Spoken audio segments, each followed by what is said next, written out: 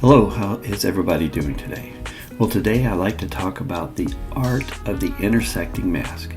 And it's my opinion that the intersecting mask is the best tool to bring in the quality and the direction of light into our photograph. And after all, that's what we're shooting for when we make a photograph, is to bring the light in so that it lights up our subject and brings our viewers' eyes to the area that we want them to see. Now, to start out with, I just want to let you know this video is going to be a little long because I'm going to cover about 5 examples of different kind of intersecting masks. It's not all the types of intersections you can do, but it's a good representation, and let your imagination take over from there. I'll also put the time codes in the comments, so if you want to move to a different portion of the video, you can go right ahead and do that. To start out with, I want to cover what an intersecting mask is, because some of them people might not have ever seen it, or they're not completely understanding how we apply it and the effects of the intersecting mask. So let's start off with that. We want to go to our intersecting mask, our masking icon right here. We're going to pick a radial gradient. We're not going to take away all the feathers, so it's a very stark mask. All right, so we're going to hit this on the picture, and we're just going to give it a little light. Next, we want to put an intersecting mask in place.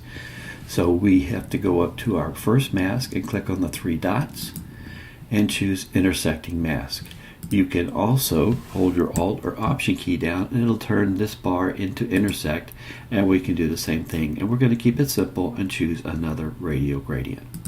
Alright, so now we have our radial gradient icon. Now I want you to watch that as soon as we put our intersecting mask on, the primary mask goes away. It's still there, it's right here, but this shows the main purpose of an intersecting mask. The main purpose of an intersecting mask is to only display the effects of where these 2 masks intersect, or what areas they have in common. So since they have no areas in common now, we see no effect. But let's grab our intersecting mask and we start to bring it over, and you can see those areas that they have in common, their intersection, is where the effect is applied. Once you have the intersection in the place you want, you can change the feather, you can change the exposure, you can make any changes you want so that only this area can be take the effects that you're applying. So let's get rid of this mask and let's put another intersecting mask on, except this time we're going to intersect with a linear gradient. And we'll start right here and we'll start bringing our mask across, and as we do, you can see our primary mask start to show up, and we can change the effect and see what a nice effect this is. It's just gradually letting the light appear and disappear. A good way to bring like a sunbeam in, or clouds around a moon, things like that. Just put that in your mind and think about how you might be able to use this. Alright, let's get rid of this mask completely. I'm going to just show you one other type of intersection, and we're going to start off with a subject, and we're going to choose the subject, and in this we want to bring light to the back of the bird, but we don't want any light on the water. So we're going to choose intersection mask with a radial gradient, and we're going to draw a radial gradient right above the bird, right here, about like this, and we'll bring it over, and you can see the area it's being affected. So let's bring a little feather in, about all 100% feather, and we're going to grab our radial mask, and we're just going to bring a little light to the bird right here. So we take our exposure, and you can see we're just bringing a little light to the back of the bird. We can make this a little bigger, like this. You could also make it real big and just move the mask off a little bit, about like this. And as we change the effect, the feathering right here is allowing us to bring a little light rather than the whole harsh light. Now there's one other tool that I love to use when I'm using intersection, is come over here and choose white on black, turn your overlay on. You can click there or hit the O key, and it allows you to see where the light is going to be affecting your subject. So as you move it around, you get a good indication of where the light is going to be applied. We'll hit the O key and turn our mask off, And now we can just apply the light just the way we want it. And as you can see, it's only being applied to the subject, which was the primary mask. All right, so hopefully that gives you a good concept of what an intersecting mask is. Now let's look at about 4 or 5 examples of how we can use this. Let's shrink this down a little bit. This is just a picture out in Sedona of just a cottonwood tree. It was a nice sunny day, sun coming in this way, lighting up the fall, starting of the fall leaves there in Sedona. And you can see I've done some other work. Let's turn this back to cover overlay so we can see, had a little problem with polarizing lens effects, things like that, and just darken the foreground a little bit to give it a little more depth. So what we want to do is we want to light up this tree, and you can see right here, you can already kind of see the effect, and this is where the sun is coming in. So we're going to grab a object mask. Stick with me, I know that doesn't make much sense. And we're just going to light up this whole area right here. And that's a pretty good mask. We probably should hit this too, but for now we'll just leave it. If we wanted to clean it up a little more, we could hit subtract, select sky, and it gets rid of some of the sky mask that got affected in there. The next thing I want to do is I want to use a radial gradient to bring in the light. And we're going to bring it in this way over the tree. So we're going to click on these 3 dots, intersect with our radial gradient, and we're going to start drawing our radial gradient. Now, remember, in a radial gradient, the brightest light is in the center, and it fades off in each direction, right? So we want to grab this and make it about where the sun was coming from, about like this. I want to have this off the canvas because I don't want the brightest part on the canvas. I just want the faded areas. I'm going to expand this out about like this. Remember, you hold your Option key down and it will just move one side of your gradient, all right? Oop, let me click here. I will just grab this. That's too big, so there. Now let's bring in some light. And as you can see, it's only lighting up the tree. And you can move this around to get it just the way you want. Again, you can go here to white on black, turn your overlay on with your O key, and you can move this around so that you can see the quality of light and how much light you want to bring in to what part of the tree. So I want the light to be fading off as it gets to the bottom near the ground, and I want it brightest at the top. Alright, so we'll hit the O key to turn our overlay off, and we can brighten this up a little bit more. And remember, our effect needs to be very subtle. We do not need to be heavy-handed. A little bit goes a long way. So let's just put about this much light in. Now if we hit our before, after, that actually might be a little bit too much, but so you can see the effect, I've cranked up a little bit. So let's do this, bring the highlights down, maybe the shadows up, maybe add just a little clarity, like that. And let's look at before and after now. Before, after, before, and after. So it allows us to bring a little light in. Now if you wanted to add a little more effective light, you could just grab just a plain radial gradient and bring this in. Let's turn this back to color overlay. We're going to spin this around, make this a lot bigger. I like this. And we just want just a little light coming in, about like this. Just about like that. So we can look at our before, after, and after. This is with our little extra sunbeam. That might be a little harsh. Let's turn the amount slider down just a little bit. And then our intersection is right here. Gives us a good look, directing light right into the tree, bring a little more interest to the tree. All right, let's move to our next photograph. Okay, in our next picture, we have some harsh shadows, and we can use our intersecting mask to kind of clean that up. So what we want to do is we want to zoom in a little bit, and we just want to use, I like using an object mask, and we're going to define the whole face. Now sometimes the object mask doesn't get all of it, and we have to clean it up with a brush. We'll just see how this does. Pretty good. We might want to add that beard in. So we'll grab a brush. We'll have auto mask on. We'll just kind of brush in there. Bring that to lighten this up a little bit better.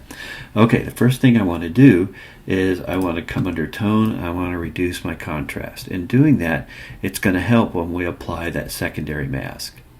All right, so we got contrast down a little bit. Now I want to go up to my mask 1 and I want to intersect with a linear gradient. Now I want to bring the linear gradient across, and I would like to put the middle line about right on the shadow line. We're going to bring the exposure up just a little bit, and we're going to bring the shadow up a little bit. And I know we're kind of washing out his face a little bit, but don't worry, we'll take care of that just a second. Okay, so now let's zoom out just a little bit so we get a better look at it. And now before, after, before, and after. Now while we didn't get rid of the whole shadow, his face is a lot better light so that we can see who he is. Next, what we want to do is kind of clean up that color a little bit. What we're going to do is that we're going to go and create another object of his face, about like this. And you could have duplicated the mask and done it, but everybody has their own way that they do that. We're not going to brush in the little areas that we missed, like this. And now we want to come over to point color, grab the color selector, and we're going to select about right there. We increase the saturation just a little bit. I don't think we really need to change the hue much, and really not much to do with the luminance, but at least we get a little change. So here we're bringing a little more color to his face than we had before, washing it out, trying to get rid of the harsh shadow. So let's zoom out, and we'll hide our lines, and before, after, before, after. So it doesn't get rid of the shadow altogether, but it does a lot to enhance his face and to make his face more visible instead of that harsh shadow hanging over it. All right, let's go to our next picture. All right, in our next picture, we're going to keep with the theme of faces. And in this one, it's not so much the harsh shadow, but we have the ability to enhance the light in this photograph by using something called Rembrandt lighting, which is lighting up kind of half the face and leaving the back half of the face in shadow with maybe a triangle of light within the shadow area. That kind of defines what Rembrandt lighting is. So we're going to do the same thing here. We're going to define the mask, this face with a face mask. We might want to clean it up just a little bit by adding in with a brush and adding in a little bit more here in the neck area. All right, we'll grab the hair there too. All right, once we have our primary mask defined, we're going to grab our intersect, and we're going to use a linear gradient. And we're going to bring the linear gradient in about like this. And we're going to increase the exposure and bring up the shadows just a little bit. Now we're starting to see a little highlight here. We can hit our J key, which turns on our blowouts and our highlights, and we can bring our whites down just a little bit, about like that, and keep that nice and clean. We bring in a little more exposure, and we can look at our linear gradient and bring that in the way we want. So maybe we'll extend it out about like this. We can flip it around a little bit to make the light more directional. And as we expand out either side, we control how much light's going in. Again, using this great tool here, white on black, turning our overlay on with the O key, you can now see this is how we want the light to come in. And the strength or quality of the light we can control up here, and how deep it goes into our subject right here. Hit the O key to bring that back out. So here we have our before and after, before and after. Just a really good example of Rembrandt lighting, which we really didn't have before. And if you really wanted to make it a true Rembrandt lighting, there should be another area of light, usually on the cheek. Let's turn the overlay off about like this. Let's put one right there and just bring that up just a little bit.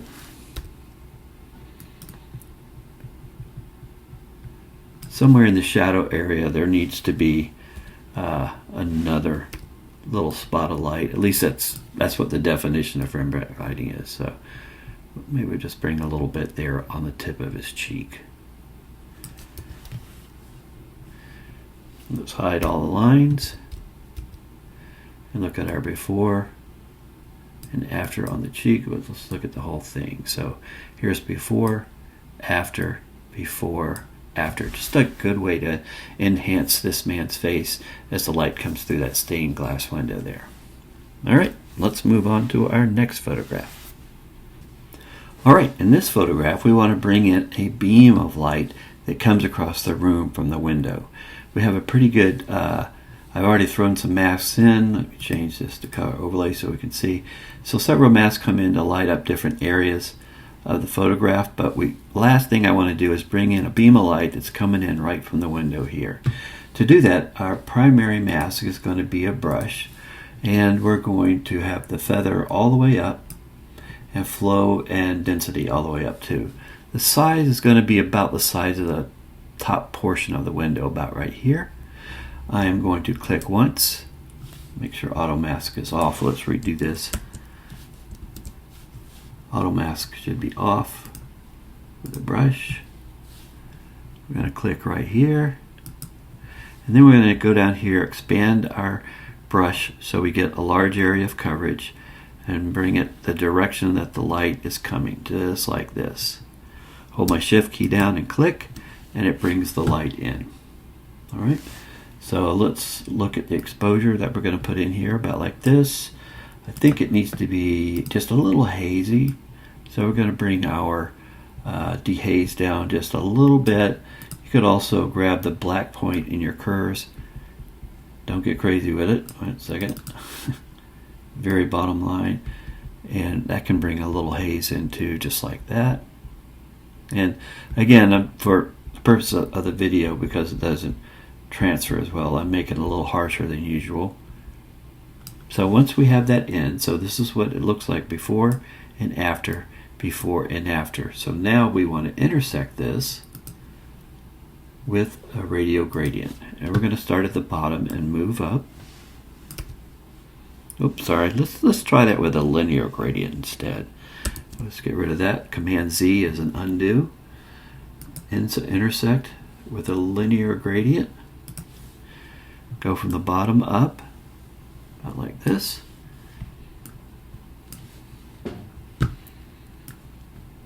And now let's turn on our black white so we can see exactly what's going on. Hit the O for the overlay key. And here's where we control the quality of the light. So I can extend this down from the middle line to get the light originating from the window, and then with this line I can control how bright the light is going to get. And we're dragging way off the canvas, but that's what we need to do. Doesn't matter. Okay, I think it's going to look good about like that. So let's hit O for our overlay key, and now we can see, let's bring the tone up just a little bit, or the mount slider, about like this. You can move this back and forth to change how bright the beam is coming in. And we'll look at our before, after, before, and after. Just adds a little atmosphere to that one beam coming in. And again, you can control how much light is coming in with your mount slider and your exposure slider, and of course highlights and shadows, just to get the quality of the light just like you want. You might even add maybe just a little gold touch to it. I like that. All right, let's go one more picture and we'll be done. All right, let's just take a look at this last picture. In this picture, it was the holiday market in Washington, D.C. It had a beautiful sunset, but you know, in exposing for the whole photograph, I didn't get the colors in the sky that I knew were there. So we're going to reproduce that. We're going to grab a sky mask, and we're going to give the sky the color I knew it had. About like this. We'll increase the saturation. But when we do increase the saturation in this area, the mid sky at the building skyline level, it was really, really colorful, and then it just faded off. But in making the changes to the sky mask, we affect everything. So we're going to make that a little change by intersecting with a linear gradient. We're going to start from the bottom and move up. And as you can see, we can keep that nice color in the sky at the building level and then fade it off as it moves up into the skyline. The way that it really did look. Let me reduce the size here just a little bit. Move this up a little bit more, and that way we can keep our color in the base and then remove it as it gets further up into the sky where it turns a nice blue. Okay, so this is before, after, before, and after. I want to add just a little extra linear gradient here at the bottom, about like this, to light up the crowds because it was just a little too dark. About like this. And then I'm going to add one more linear gradient to the bottom because it wasn't quite that bright at the forefront there. I'll lower that just a little bit. So we get a nice change of exposure from the very front, which was kind of dark. We get rid of some of the shadows there to where we could see the people here. Now, there's one other thing that this is kind of a bonus that I use when I have night scenes like this, is that I use a third-party product called Luminar, and it has one extra feature in Luminar that I use almost exclusively. I probably don't use Luminar for anything else but this feature. So I'm going to send this photo back over into Luminar, and I'm going to use a feature, I think they call it Light Magic or Magic Light, I think is what it is. It's just a great effect for pictures like this. So we're going to go to Edit, we're going to go down to Magic Light right here. We're going to adjust the intensity, and as you can see, it puts little starlights on each bright part of a light in here. And you can change the size, you can make the width of each beam wider or narrow. You can make it glow more. Let's get a little more intensity here. You can make it clearer so you can see the starlight a little bit better. You can make it brighter or dimmer. You can change the number of beams. We'll just keep it about like 5, about like that. And change the intensity. Maybe I'll put a glow there a little bit. And that just gives a little extra atmosphere to this picture. I'll hit apply, and I'll bring it back into Lightroom. And here's where we have our photograph. Let's look in the library, and we'll do a comparison so you can see before and after, before and after. So we just have such a great sky, but adding these extra lights just gives it a little more atmosphere. Let's go back to single view, to develop mode. Let's try maybe a little less clarity. Like this, gives it a more ethereal effect, more of a homey winter night effect. Alright, so here let's reset this. This is what we started out with, and this is where we ended up after the Lightroom masking effects and using Luminar Magic Light, before and after. Well, I hope these examples help you out to see what we can do artistically with intersecting masks. There's so much you can do, and we just covered at the tip of the iceberg. So using these techniques I showed you, I hope you can go out there, try it on some of your photographs, and see if you can bring new life and new light into those photographs. If I can help anybody with anything, please send me an email, shoot me a note on YouTube, and I'll get back with you, and I'll help you out any way I can. I will talk to you soon.